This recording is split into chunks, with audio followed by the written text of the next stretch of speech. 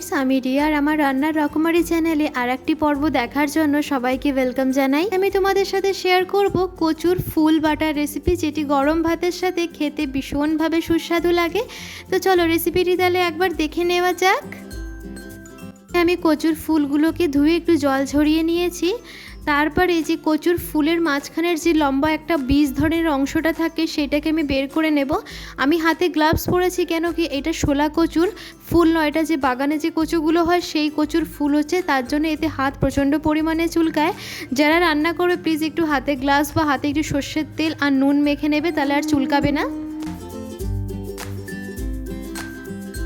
সমস্ত কচুর ফুলের মাঝখানের যে অংশটা ছিল বের করে ফেলেছি। এবার ছুরির সাহায্যে বা বটির সাহায্যে ভালো করে একটু কুচিয়ে নেব। পেছনের সবুজ অংশটা থাকে ওইটা আমি ফেলে দেব।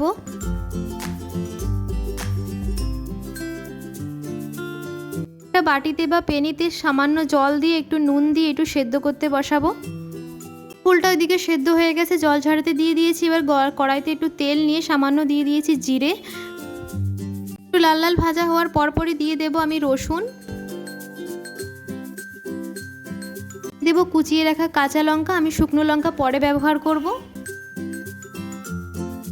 কাঁচা লঙ্কা জিরে একটু ভাজা হয়ে গেছে, এবার কচুর ফুলগুলোকে ছেড়ে দেব। সেদ্ধ করা কচুর ফুলগুলোকে এবার হালকা মিডিয়াম আঁচে একে আমি অনেকক্ষণ ধরে নাড়াচাড়া করব, যতক্ষণ না কচুর ফুলের থেকে একটা জল জল ভাবটা না কাটে, না হয় গলা ধরার প্রচণ্ড পরিমাণে ভয় থাকে।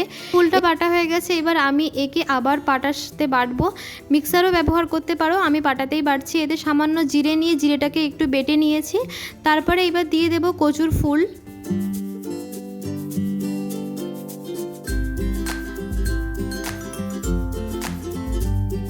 পাটাতে ভালো করে বেটে নেব। এর মধ্যে যে কাঁচা লঙ্কা দিয়েছিলাম, রসুন দিয়েছিলাম, একদম মিক্স, একদম মিহি হয়ে যাবে, যাতে কোনো লাম্পস বা দানা না থাকে এতে।